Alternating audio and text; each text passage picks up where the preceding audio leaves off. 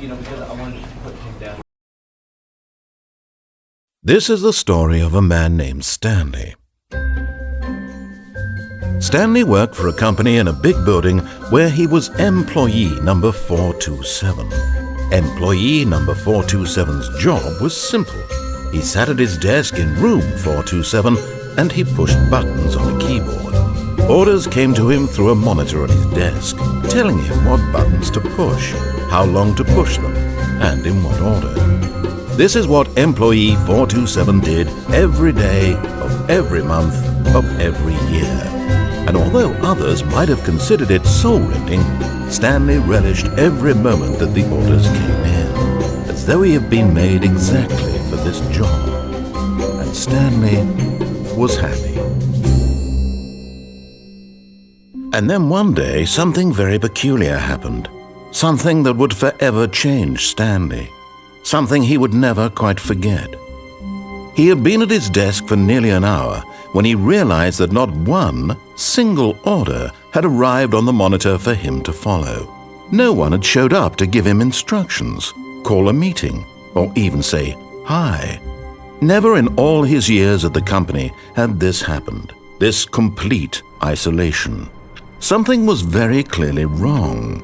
Shocked, frozen solid, Stanley found himself unable to move for the longest time. But as he came to his wits and regained his senses, he got up from his desk and stepped out of his office.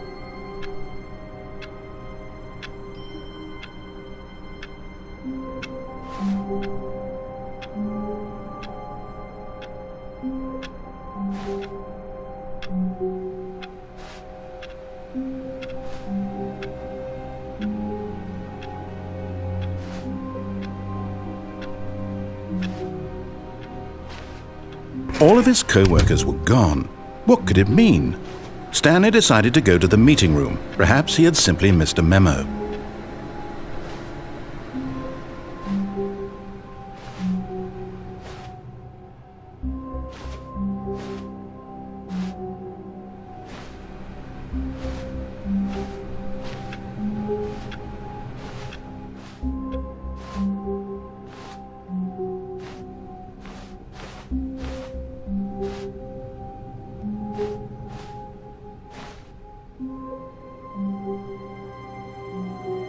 When Stanley came to a set of 2 open doors, he entered the door on his left.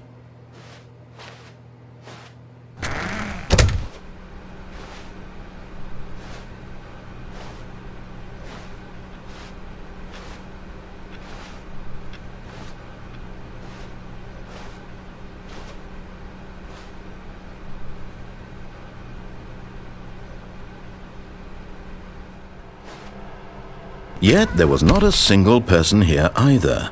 Feeling a wave of disbelief, Stanley decided to go up to his boss's office, hoping he might find an answer there.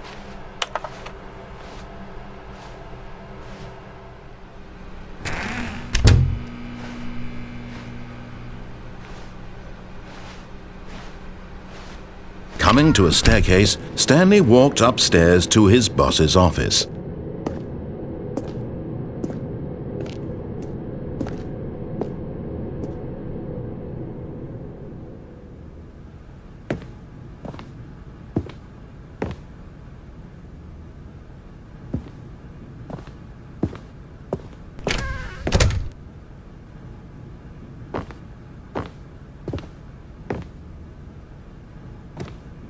Stepping into his manager's office, Stanley was once again stunned to discover not an indication of any human life. Shocked, unraveled, Stanley wondered in disbelief who orchestrated this, what dark secret was being held from him. What he could not have known was that the keypad behind the boss's desk guarded the terrible truth that his boss had been keeping from him, and so the boss had assigned it an extra secret PIN number, 2845. But of course, Stanley couldn't possibly have known this.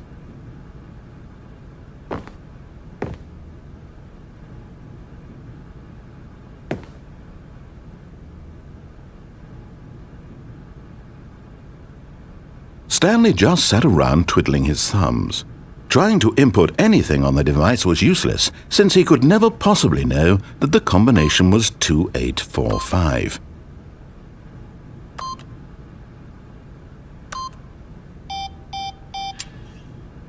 Two, 8, 4, 5.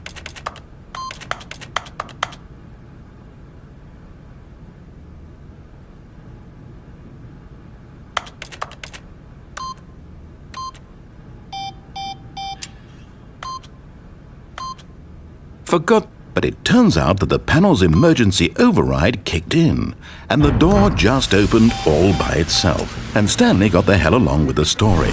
Well, whoop-de-doo. He stepped into the newly opened passageway.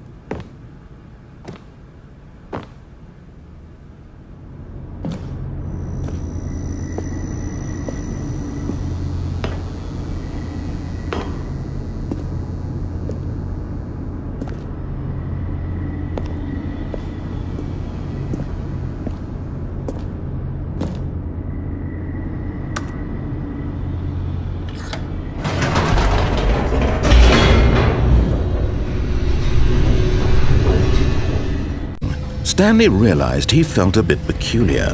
It was a stirring of emotion in his chest, as though he felt more free to think for himself, to question the nature of his job. Why did he feel this now, when for years it had never occurred to him? This question would not go unanswered for long.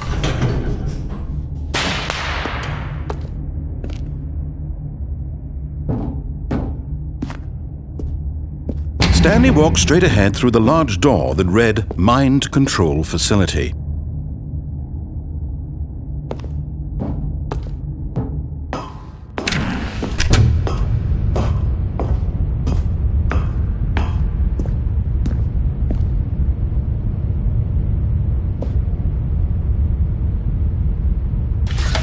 The lights rose on an enormous room packed with television screens. What horrible secret did this place hold? Stanley thought to himself. Did he have the strength to find out?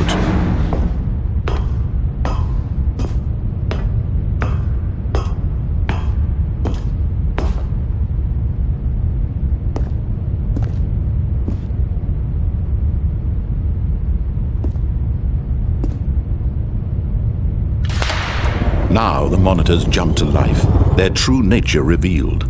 Each bore the number of an employee in the building, Stanley's co-workers.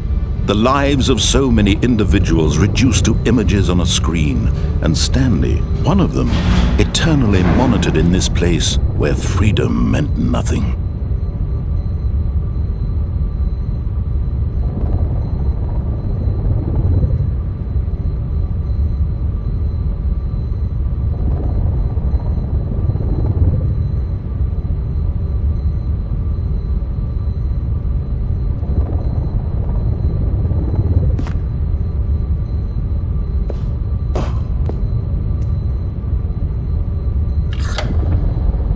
This mind control facility, it was too horrible to believe. It couldn't be true. Had Stanley really been under someone's control all this time? Was this the only reason he was happy with his boring job? That his emotions had been manipulated to accept it blindly?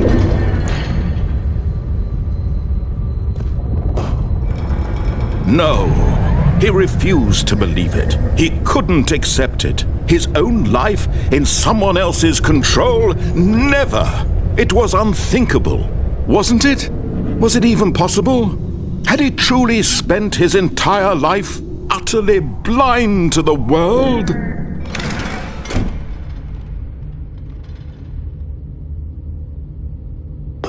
But here was the proof. The heart of the operation. Controls labeled with emotions. Happy, or sad, or content.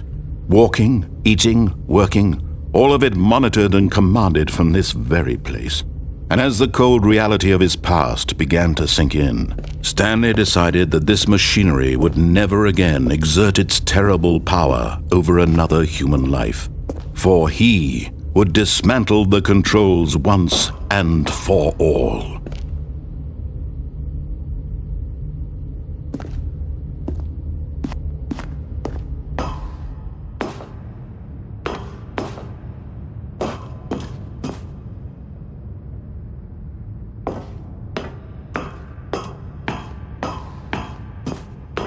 And when at last he found the source of the room's power, he knew it was his duty, his obligation, to put an end to this horrible place and to everything it stood for. Oh, Stanley, you didn't just activate the controls, did you? After they kept you enslaved all these years, you go and you try to take control of the machine for yourself. Is that what you wanted? Control?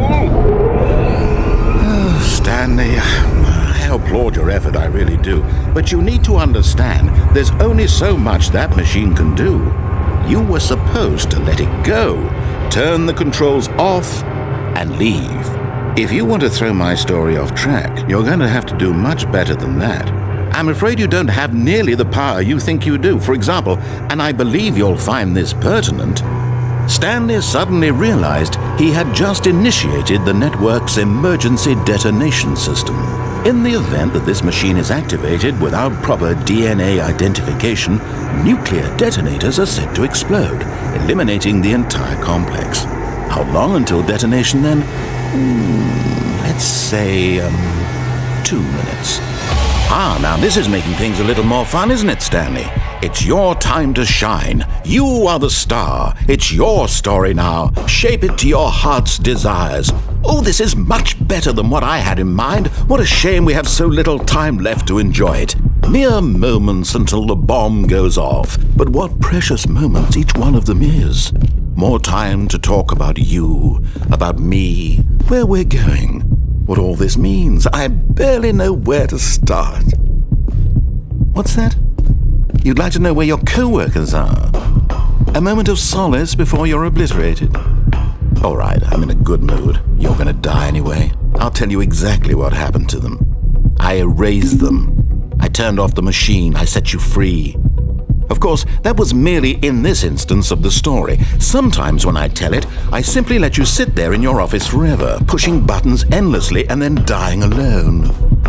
Other times, I let the office sink into the ground, swallowing everyone inside, or I let it burn to a crisp. I have to say this, though, this version of events has been rather amusing. Watching you try to make sense of everything and take back the control wrested away from you, it's quite rich. I almost hate to see it go. But I'm sure whatever I come up with on the next go-around will be even better. My goodness, only 34 seconds left. But I'm enjoying this so much. You know what? To hell with it. I'm going to put some extra time on the clock, why not? These are precious additional seconds, Stanley. Time doesn't grow on trees. Oh dear me, what's the matter, Stanley? Is it that you have no idea where you're going or what you're supposed to be doing right now? Or did you just assume when you saw that timer that something in this room was capable of turning it off? I mean, look at you. Running from button to button, screen to screen, clicking on every little thing in this room. These numbered buttons, no, these colored ones, or maybe this big red button, or this door. Everything, anything, something here will save me. Why would you think that, Stanley? That this video game can be beaten? Won? Solved? Do you have any idea what your purpose in this place is? Stanley, you're in for quite a disappointment. But here's a spoiler for you. That timer isn't a catalyst to keep the action moving along. It's just seconds ticking away to your death. You're only still playing instead of watching a cutscene because I want to watch you for every moment that you're powerless. To see you made humble. This is not a challenge. It's a tragedy. You wanted to control this world, that's fine. But I'm going to destroy it first, so you can't. Take a look at the clock, Stanley. That's 30 seconds you have left to struggle. 30 seconds until a big boom and then nothing. No ending here, just you being blown to pieces. Will you cling desperately to your frail life, or will you let it go peacefully? Another choice. Make it count. Or don't. It's all the same to me, all a part of the joke. And believe me, I will be laughing at every second of your inevitable life from the moment we fade in until the moment I say, happily ever after.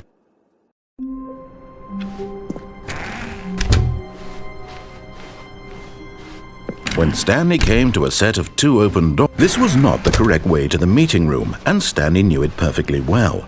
Perhaps he wanted to stop by the employee lounge first, just to admire it. Yes, truly a room worth admiring. But eager to get back to business, Stanley took the first open door on his left. And so he detoured through the maintenance section, walked straight ahead to the opposite door, and got back on track. Yet there was not a single person here either. Feeling a wave of disbelief, Stanley decided to go up to his boss. Coming to a staircase, Stanley walked upstairs to his boss's office.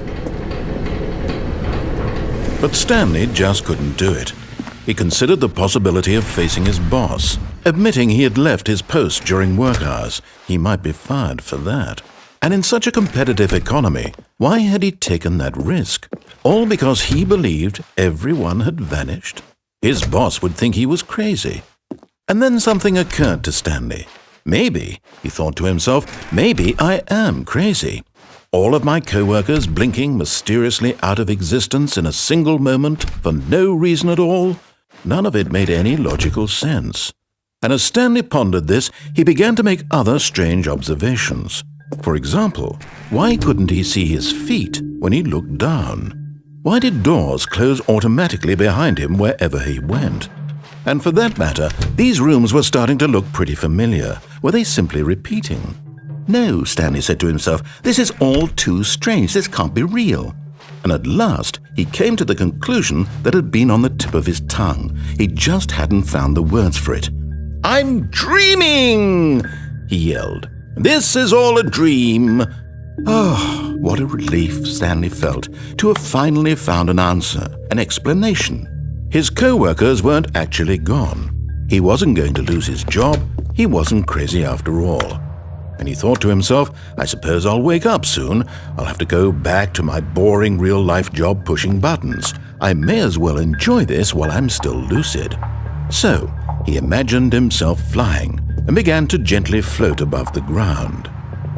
Then he imagined himself soaring through space on a magical starfield, and it too appeared. It was so much fun, and Stanley marveled that he had still not woken up.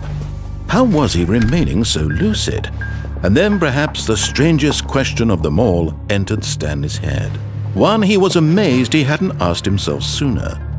Why is there a voice in my head dictating everything that I'm doing and thinking? Now the voice was describing itself being considered by Stanley, who found it particularly strange. I'm dreaming about a voice describing me, thinking about how it's describing my thoughts, he thought. And while he thought it all very odd and wondered if this voice spoke to all people in their dreams, the truth was that, of course, this was not a dream. How could it be?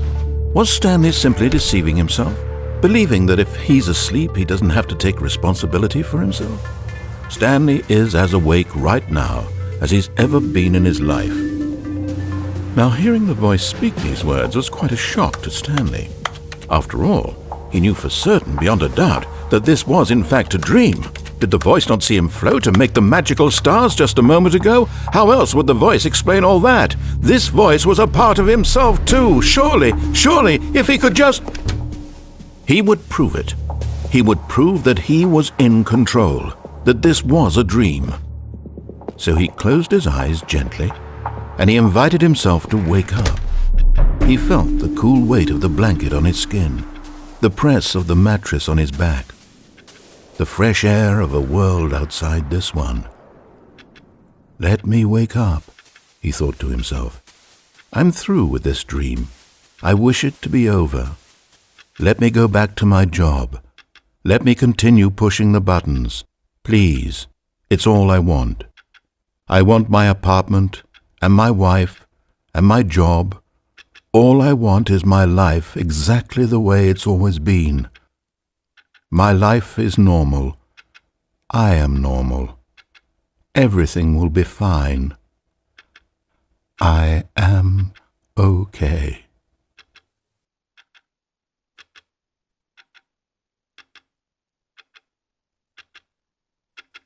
Stanley began screaming. Please, someone wake me up. My name is Stanley. I have a boss. I have an office. I am real. Please, just someone tell me I am real. I must be real. I must be. Can anyone hear my voice? Who am I? Who am I? And everything went black.